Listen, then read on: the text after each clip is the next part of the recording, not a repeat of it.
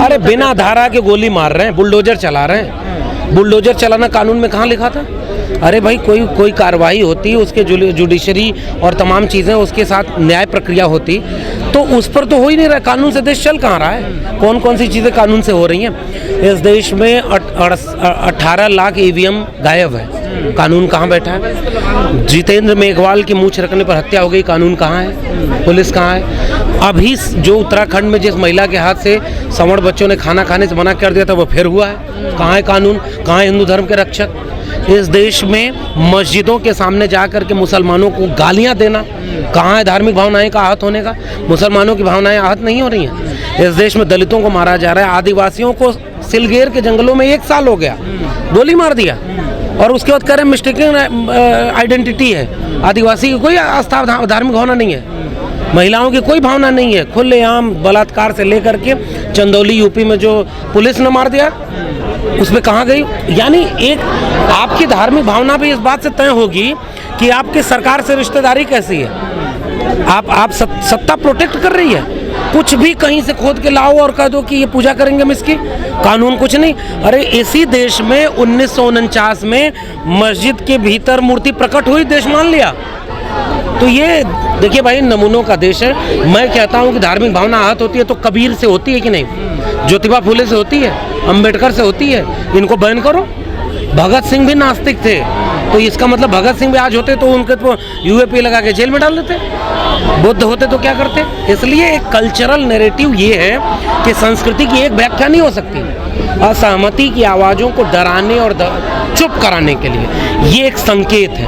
Professor Ratanlal की गिरफ्तारी एक व्यक्ति की गिरफ्तारी नहीं है, ये उस सारे लोगों को एक इशारा दिया जा रहा है, संकेत किया जा रहा है। जो भी सरकार के खिलाफ बोलेगा, हम उसे डराएंगे, हम उसे चुप कराएंगे। परिवार परेशान होगा, जेल में जाएंगे। प्रोफेसर की अपनी डिग्निटी होती है, ये सब कुछ नहीं।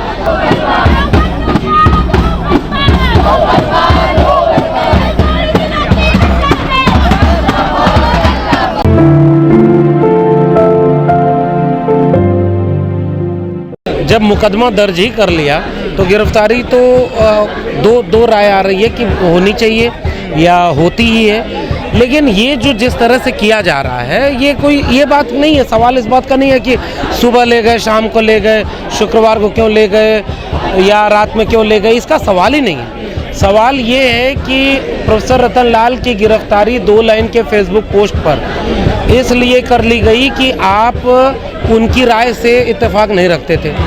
आपको लगता है कि आपकी धार्मिक भावना आहत हो गई तो बहस करते।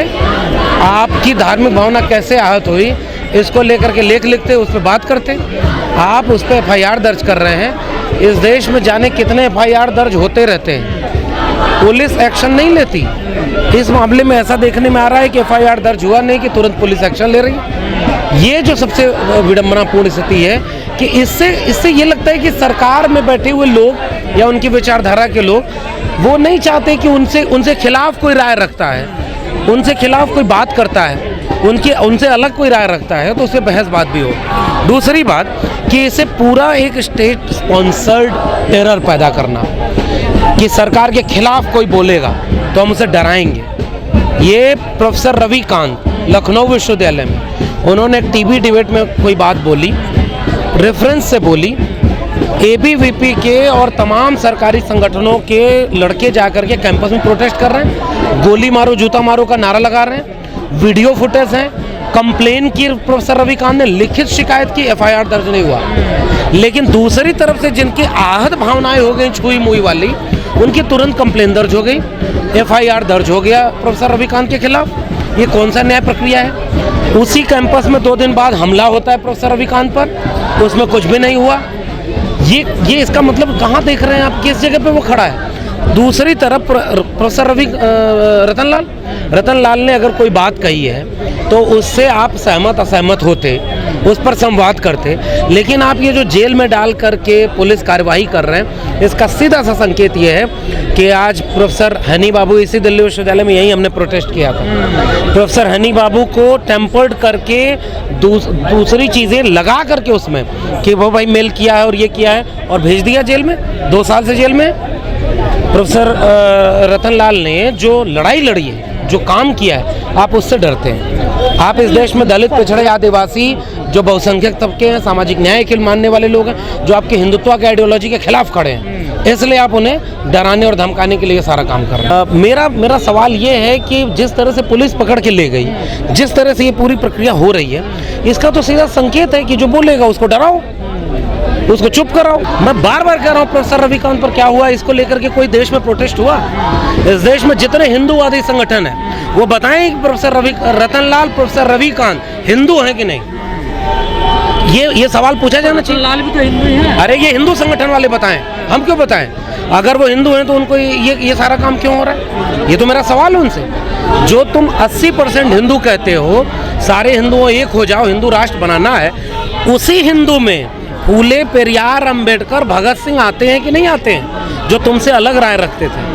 तो जो अलग राय रखेगा उसको जेल में डालोगे। मीडिया ने जो ट्रायल चलाया है 3 दिन, उसको कैसे देख रहे हैं? मीडिया का ट्रायल छोड़िए, ट्रोल कर रहे हैं सोशल मीडिया पर। 20 साल के बच्चे को गालियां दी जा रही हैं। इस देश में जितने लोग हैं, जितने लोग आपसे अलग राय रखते हैं, अगर वो एक चीज़ सोचिए, फेसबुक पोस्ट पर गिरफ्तारी, उसी फेसबुक पोस्ट पर सुदर्शन न्यूज़ चैनल है, उसका एक नमूना सा पत्रकार है, वो क्या क्या लिखते रहता है, और वो सारी चीज़ें सोशल मीडिया पर है। झूठ फैलाइए, गिरफ्तारी नहीं होगी।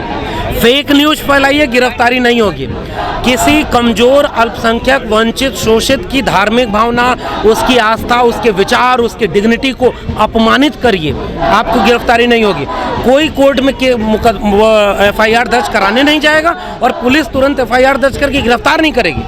वरना इस देश में जितने लोग गालियां दे रहे हैं, अंबेडकर को गाली देना रतनलाल से जोड़ करके, ये क्या है भाई? हम 14 अप्रैल को प्रधानमंत्री ने भी उनके मूर्ति पर माला फहराया था। माला पहनाने वाले भूल जाते हैं कि जो अंबेडकर के विचारों को लेकर के लड़ रहा है, वो तुम्हारे लिए एंटी नेशनल हो गया, वो तुम्हारे लिए धार्मिक भावना आहत करने वाला जो चार्जेस लगाए हैं। अरे भाई, टीवी में बैठ करके रोज दंगा कराने का माहौल बना रहा है, उसमें क्या हो रहा है? ये सवाल है। लेकिन उन्होंने जो सवाल किया वो क्वेश्चन मार्क के दायरे में, यदि शायद वो शिवलिंग है तो ये सब मैं तो वही कह रहा हूँ, इस पर तो डिबेट ही नहीं है कि उन्होंने क्या लिखा है। जो लिखा जा रहा है सोशल मीडिया पर, जितनी गालियां दी जा रही हैं, मारने की धमकियां दी जा रही हैं, ये साइबर सेल तब क्या करता है? जितने लोगों को माँ बहन की गालियां दी जाती हैं, अरे भाई आप हमसे असहमत हो गए, आप हमारे परिवार को गाली देते हो, आप हमारी माँ बहनों को गाली देते हो, ये कौन सा तंत्र है? डेमोक्रेसी क्या है? और एक बहुत महत्वपूर्ण बात समझने की है, इस देश में RSS ने हजारों संगठन ऐसे बना के छोड़ दिए कि जो कुछ भी उसको विवादित कराना होता है, नफरत की आग लगवानी होती है, वो कुछ भी पब्लिक डोमेन में डाल देता है। जैसे ही वो फंसते हैं, RSS कहता है ये हमारे लोग नहीं है। ये क्या हो रहा है? अच्छा एक बात बताइए, किसी ने एक बयान दे दिया कि हम इसे अखंड राष्ट्र बनाएंगे।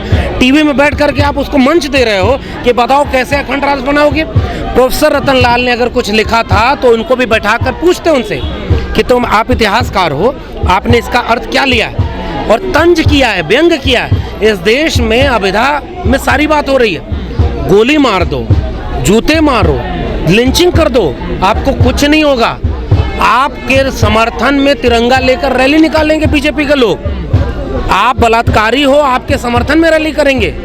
आप हमला करो, किसी के घर तोड़ दो, किसी के मस्जिद में आग लगा दो, मुसलमानों को गाली दो, आप पर कोई कार्रवाई नहीं होगी। लेकिन सरकार से अलग राय रखने वाले जिग्नेश मेवानी के साथ क्या हुआ?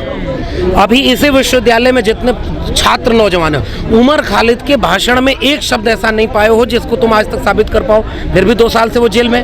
प्रोफेसर आनंद तेलतुंबड़े एक ऐसे एक्टिविस्ट हैं जो भारतीयता की परिभाषा को परिभाषित करते हैं, आज तक साबित नहीं हुआ, 2 साल से जेल में है। इसमें सरकार इन्वॉल्व कहाँ है? इसमें यही तो है, एडवोकेट है। एडवोकेट भाई देखिए, एडवोकेट ने सुप्रीम कोर्ट ने ही फैसला दिया था राम मंदिर का, उसका क्या हुआ?